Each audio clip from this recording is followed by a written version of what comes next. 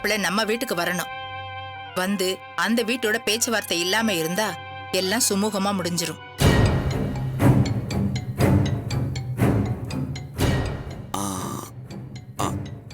அத்த, நீங்க சொல்றது கரெக்ட் தான். ஆனா அவரை வர வைக்க நம்ம கிட்ட ஒரே ஒரு விஷயம் தான் இருக்கு. என்னன்னு சொல்லுங்க மாப்பிள்ள. நம்ம கதிர் ஸ்டோர் எடுத்ததுக்கு காரணமே நடராஜ கொண்டு வந்து அங்க உட்கார வைக்க தானே. அவருக்காக தானே அத்தனை லட்சம் செலவு பண்ணி அந்த கடை எடுத்தீங்க. நான் பிசினஸ் ஆரம்பிக்கிறதுக்கு பணம் கொடுத்தீங்க. இருந்தாலும் நடராஜ் இங்க தங்கணுங்கிறதுக்காக என் பிசினஸ் எல்லாம் விட்டுட்டு நான் கடையை பார்த்துட்டு இருந்தேன். ஆனா நம்ம இவ்வளவு தூரம் கஷ்டப்பட்டு போராடியும் கடைசியில தோத்து போன மாதிரி ஆயிடுச்சுல. இப்ப கூட ஒண்ணு கெட்டு போகல அத்த. உங்களாலதான் இந்த கடை எடுத்தோன்னு நீங்க போய் நடராஜ் கிட்ட சொல்லுங்க. சுந்தரியம்மா எப்படி நடராஜ் அனுப்ப முடியாதுன்னு சொல்லுவாங்க?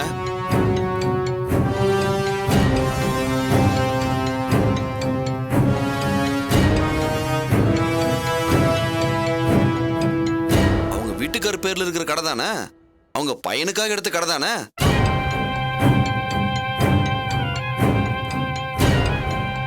என்னத்த என்ன யோசிக்கிறீங்க? இல்ல மாப்பிள்ள, இதுக்கப்புறமா நான் அவகிட்ட போய் நிக்கணுமான்னு பாக்குறேன். அத்த, சொல்றேன்னு தப்பா நினைச்சுக்காதீங்க. எப்ப நடராஜ் இந்த வீட்டை விட்டு வெளியே போனாரோ அப்பவே அவங்க ஜெயிச்சிட்டாங்க.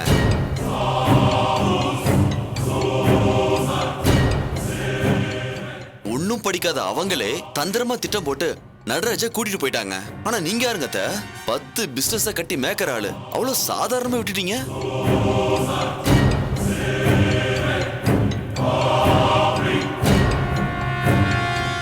பரவாயில்ல, தோத்து போனாலும் அவங்க கிட்ட போய் நில்லுங்க. அப்பதான் நீங்க ஜெயிக்க முடியும். இல்ல மாப்பிள்ள, இதுக்கப்புறம் நான் அவகிட்ட போய் நிக்க முடியாது. அப்படி நின்னா அதை விட கேவலம் வேற எதுவுமே இல்ல. மா கடம்பலம்மா, மாமா சொல்றது கரெக்ட் தான். வாங்க போலாம். இல்ல திவ்யா, அதெல்லாம் சரியா வராது. மா இப்ப வர போறீங்களா இல்லையா? நாம நேர்ல போய் இப்பவே இதுக்கு ஒரு முடிவு கட்டலாம். வாங்க. வேணாமா, நான் சொல்றதை கேளுமா. வாங்க. வேண்டாம் திவ்யா, நான் சொன்னா கேளு. வாங்கம்மா. அவங்க வீட்டுக்கெல்லாம் போறது சரியா வராதுமா. என்ன நடக்குது நானும் பாக்குறேன். நீங்க வாங்க, அங்க போய் பேசலாம். வாங்கம்மா. சொல்றது கேளுமா. நான் வேண்டான்னு சொல்றேன், நீ கேட்க மாட்டேங்கிற. அண்ணா வண்டி எடுங்க. வாங்கம்மா போலாம்.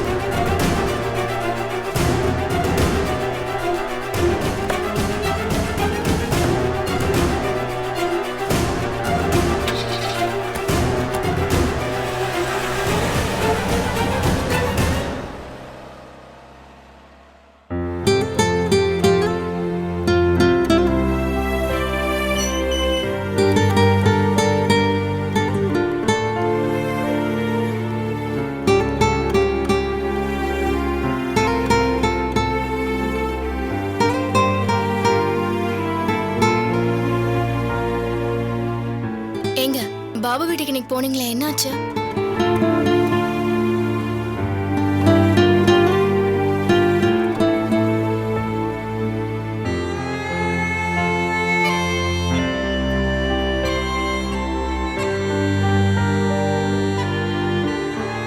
ஏங்க உங்களை தாங்க கேக்குறேன், என்னாச்சு?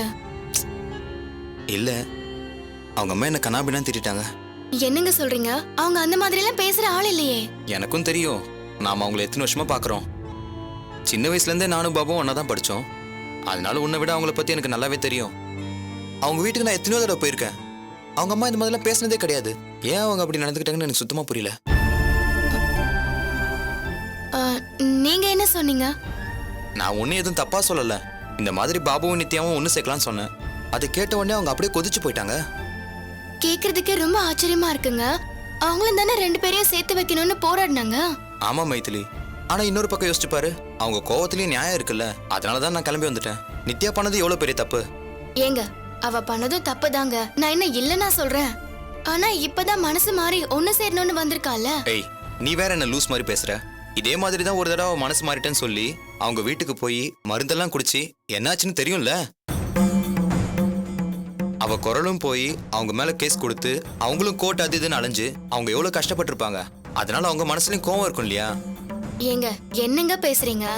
அதுக்காக அவ காலம் பூரா இப்படி இருந்துட்டா பரவாயில்லன்றீங்களா? இதெல்லாம் பெரியவங்க அவங்களே புரிஞ்சுக்கலன்னா என்னங்க அர்த்தம்? நீ சொல்றது கரெக்ட் தான். ஆனா இப்பதான் நம்ம இத பத்தி பேசவே ஆரம்பிச்சிருக்கோம். அவங்களுக்கும் கோவம் இருக்கும்ல. அதெல்லாம் தீர்ந்ததுக்கு அப்புறம் அவங்களே மனசு மாதிரி வருவாங்க. என்னங்க நீங்க எப்படியாவது அவங்க கிட்ட பேசி சரி பண்ணிட்டு வருவீங்கன்னு பார்த்தா அவங்கள கோவப்படுத்திட்டு வந்திருக்கீங்க. ஏய், என்ன நீ என்னைய குறை சொல்லிட்டு இருக்க?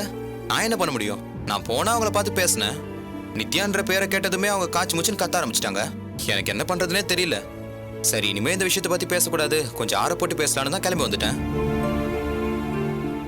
பாபு இருந்தாலாவது பரவாயில்ல, அவங்ககிட்ட பேசி சமாதானப்படுத்திருப்பேன். நான் போனப்ப அவனும் அங்க இல்லையே.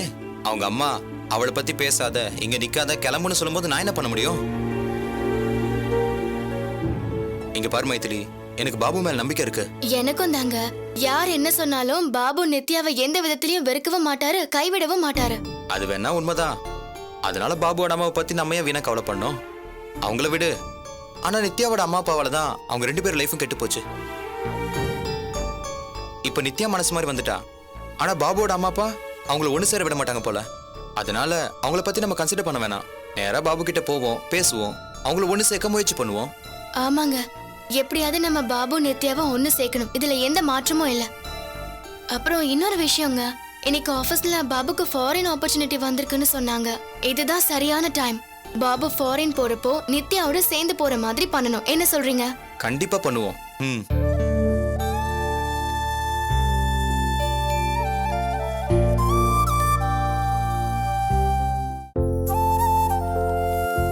குட்டி நட்ராஜிங்கம்மா ஷாமனா கம்பெனிக்கு போறதா சொல்லிருந்தாமா? ஷோ ஆமா இல்ல, நான் மறந்தே போயிட்டேம்மா. என்னம்மா, என்ன விஷயம்? ஒன்னும் இல்ல, செந்தில நான் வீட்டுக்கு போய் சீட்டு காசு கொடுத்துட்டு வரணும். அதான். குடுமா, நான் போய் கொடுத்துட்டு வரேன். இல்லம்மா இருக்கட்டும், நீ படிமா. நான் போயிட்டு வந்து படிச்சுக்கிறேம்மா. இது பக்கத்துல தானே இருக்க, கூட நான் போயிட்டு வரேன். சரி, இந்தா பத்ரம்.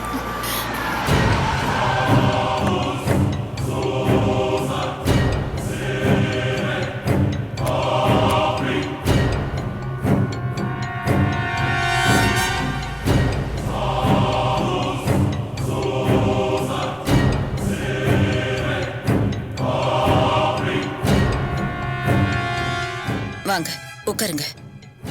பரவாயில்லையே, வீட்டுக்கு வந்தவங்கள வாங்கன்னு கூப்பிடுற பழக்கெல்லாம் கூட இருக்கா? இந்த அளவுக்கு மரியாதை தெரிஞ்சிருக்கு. நாங்க எல்லா மரியாதையும் தெரிஞ்சுதான் வச்சிருக்கோம். யாருக்கு எப்போ என்ன மரியாதை கொடுக்கணும்னு எங்களுக்கு நல்லாவே தெரியும். நாங்க யாரையும் மரியாதை குறைவா நடத்தல. நம்ம கீழே வேலை செய்யறவங்களா இருந்தாலும் கேவலப்படுத்தி பார்க்கணுங்கிற எண்ணம்லாம் எங்களுக்கு இல்ல. என்ன சுந்தரி, எப்ப பார்த்தாலும் நீ சண்டை போட்டுக்கிட்டே தான் இருப்பியா? நீங்க தான் சண்டை போடுற எண்ணத்துல வந்திருக்கீங்க. நான் ஒன்னும் சண்டை போட வரல. ரொம்ப சந்தோஷம். உட்காருங்க. மதி, போய் காபி போட்டு எடுத்துட்டு வா. எனக்கு காஃபி எல்லாம் ஒண்ணு வேண்டாம். நீங்க சண்டை போட வரலன்னு சொன்னீங்க. அதான் சரி, வீட்டுக்கு வந்தவங்களுக்கு காபி கொடுக்கலாமேன்னு காபி போட சொன்னேன். ரொம்ப சந்தோஷம். நான் வந்தது ஒரு முக்கியமான விஷயத்த பத்தி பேசதான்.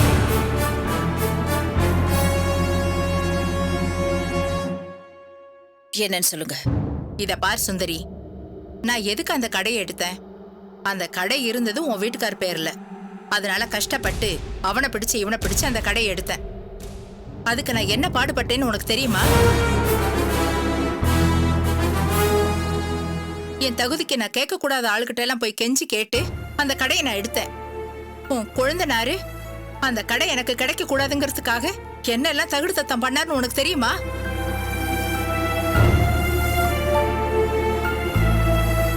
அவ்வளவையும் மீறி அந்த கடையை நான் யாருக்காக எடுத்தேன்? உன் பையனுக்காக தானே எடுத்தேன். இப்போ உன் பையன் வந்து அந்த கடையில உட்கார மாட்டேன், பாத்துக்க மாட்டேன்னு சொன்னா என்ன அர்த்தம்?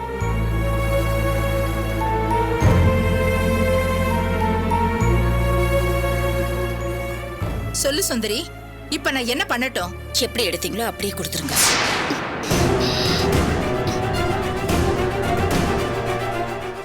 என்னது என்ன பேசுறீங்க?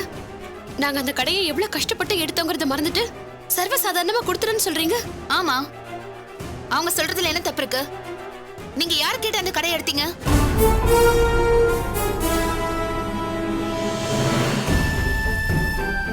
கடை எடுக்கிறதுக்கு முன்னாடி எங்க அம்மாவை கூப்பிட்டு உங்க பையனுக்கு அந்த கடையை எடுக்க போறோம், அதுல உட்கார வைக்க போறோம்னு ஒரு வார்த்தையாவது சொன்னீங்களா?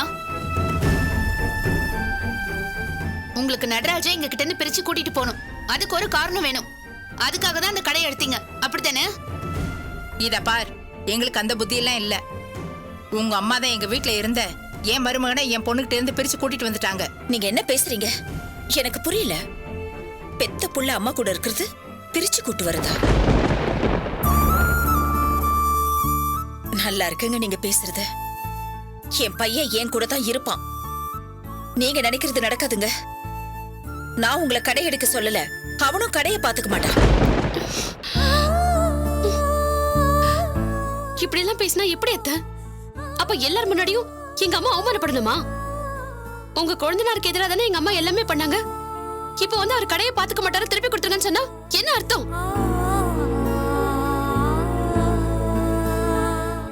நம்ம இஷ்டத்துக்கு கொண்டு வாங்குவோம், அப்புறம் திருப்பி கொடுத்துருவோம்னு இருந்தா அப்புறம் எங்க அம்மாவுக்கும் பிசினஸ்க்கும் என்ன மரியாதை இருக்கும்? நாளைக்கு இவங்க போய் ஒரு இடத்துல நின்னு பேச முடியுமா? உங்களுக்கு நல்லது பண்ண போய் எங்க அம்மா அவமானப்பட்டு நிக்கணுமா? அப்போ உன் புருஷன் அவமானப்பட்டு நிக்கலாமா? என்ன பேசுறீங்க? அவருக்கு என்ன அவமானம்? முதல்ல அவனுக்கு அந்த கடையில உட்காரவே பிடிக்கல, அது தெரியுமா உங்களுக்கு? இங்க பார் சுந்தரி, அவர் ஒழுங்காதான் கடைக்கு வந்து போயிட்டு இருந்தாரு. நீதான் எதையோ சொல்லி அவர் மனசை கெடுத்து விட்டுட்ட.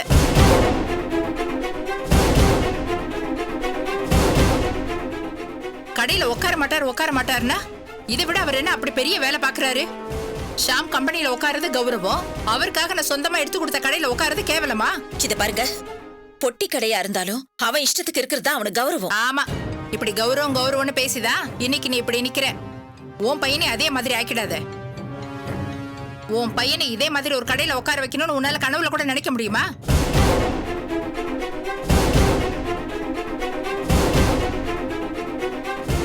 இல்ல, நான் தெரியாம தான் சுந்தரி கேக்குறேன். உன் பையனுக்கு இதே மாதிரி ஒரு கடை எடுத்து அதுல உன்னால உட்கார வைக்க முடியுமா?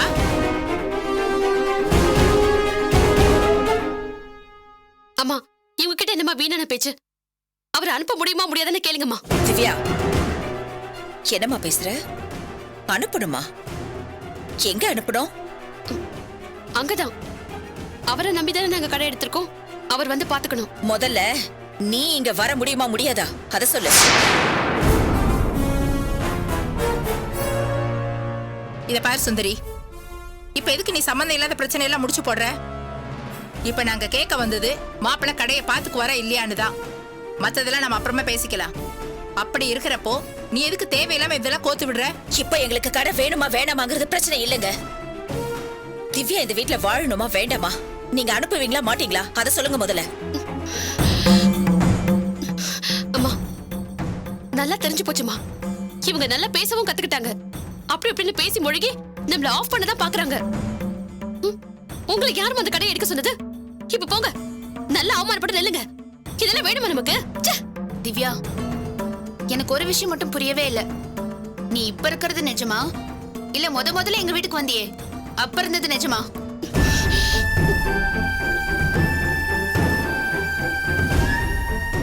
அப்பெல்லாம் எங்க அம்மாவை அத்தன்னு அப்படி உருகிட்டு இருந்தியே, அதெல்லாம் நடிப்பா? மதி, இன்னொரு தடவை அந்த வார்த்தையை சொல்லாத.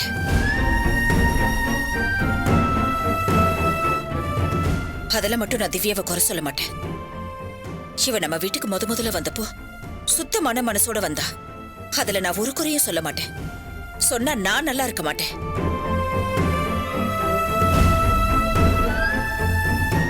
சொல்றேன்னு என்ன தப்பா நினைச்சுக்காதீங்க. அவ மனசுக்கு எடுத்து அவளை இப்படி ஒரு நிலைமைக்கு ஆளாக்குனதே நீங்க தான்.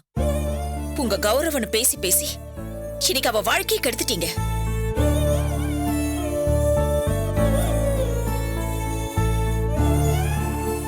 இப்ப கூட சொல்றேங்க, திவ்யா அவ மனச மாத்திக்கிட்டு இங்க வந்து இருக்கட்டும். அவளை நான் பாத்துக்கிறேன். வீணா என் வாயை கலராதீங்க, அப்புறம் நான் ஏழை குடும்பம் ஏதாவது சொல்லிட்டு போறேன்.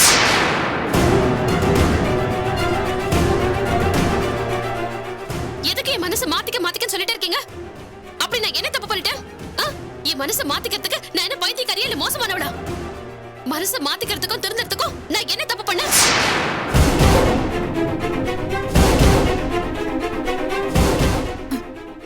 சொல்லு சுந்தரி, என் பொண்ணு என்ன அப்படி கேட்டுக்கிட்டு போய் நிக்கிறாளா?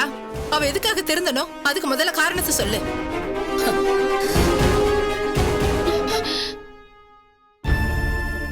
இதுல இருந்தே தெரியலங்க.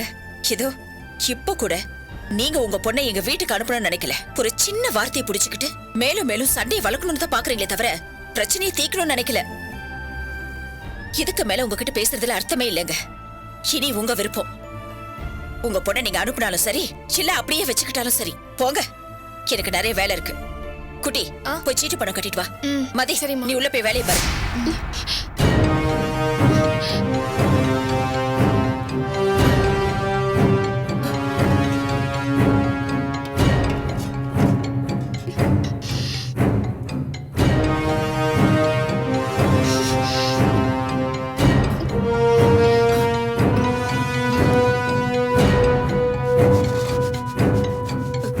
சுந்தரி என்ன இது? சுந்தரி ஒண்ணுதான், என்ன இது?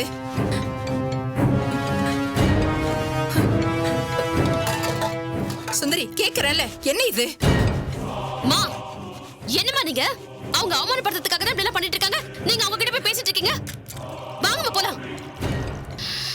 வாங்கன்னு சொல்றல. வாங்கம்மா. என்ன சுந்தரி இது? மா வாங்க. ச்சே.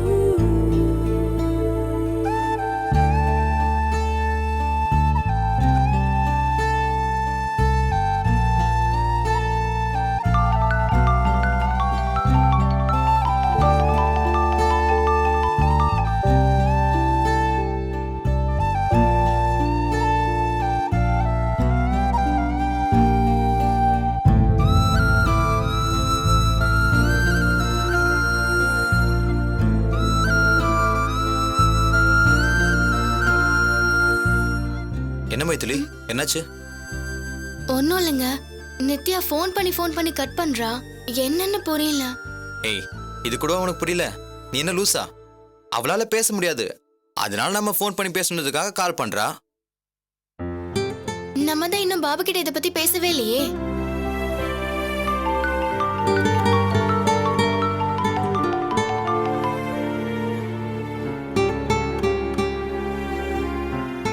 மைதிலி, ஒரு நிமிஷம் போனை கொடு.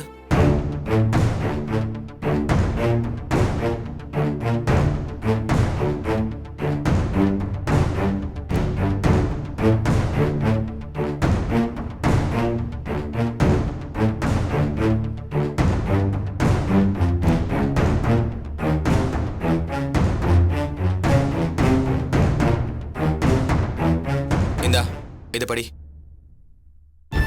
நித்யா, நீ கவலைப்படாத. நாங்க பாபு கிட்ட பேசிட்டோம். பாபு ரொம்ப சந்தோஷப்பட்டான். நீ மனசு மாறி வரணும்னு தான் அவன் இத்தனை நாளா காத்துட்டு இருந்தானா. இப்ப அவனுக்கு ஃபாரின் போக ஒரு வாய்ப்பு வந்திருக்கு. நீ சரின்னு சொன்னா அவன் கூடவே ஃபாரினுக்கு போகலாம். நீ நினைச்ச வாழ்க்கை உனக்கு கிடைச்சிருச்சு. சந்தோஷமா இரு. All the best. என்னங்க நீங்க இப்படி மெசேஜ் டைப் பண்ணிருக்கீங்க? குடு சொல்றேன். ஏய், ஏங்க பாபா கிட்ட பேசாமலேயே இப்படி ஒரு மெசேஜ் டைப் பண்ணி நித்யாக்கு சென்ட் பண்ணிருக்கீங்க? ஏய், பாபு பத்தி உனக்கு, எனக்கு, நித்யாவுக்கு, ஏன் எல்லாருக்கும் நல்லா தெரியும். பாபு நித்யாவை விட்டுட்டு இன்னொருத்தைய கல்யாணம் பண்ணிப்பான்னு நினைக்கிறேன். சான்ஸே இல்ல. அப்புறம் என்ன? இல்ல இளங்கோ, நீங்க பாபுவோட அம்மா உங்ககிட்ட கோவப்பட்டாங்கன்னு சொன்னீங்கல்ல, அதே மாதிரி பாபுவும் கோவப்பட்டா? கோவப்படுவான் தான். என்ன மைத்திரி பாக்குற? பாபு கண்டிப்பா நித்யாவை ஏத்துப்பான். அதுல உனக்கு ஏதாவது டவுட் இருக்கா? இல்ல. பாபுக்கு ஃபாரின் ஆப்பர்ச்சுனிட்டி வந்திருக்குல்ல? ஆமா. நீ சொன்ன மாதிரி இதுதான் நமக்கு கரெக்டான டைம்.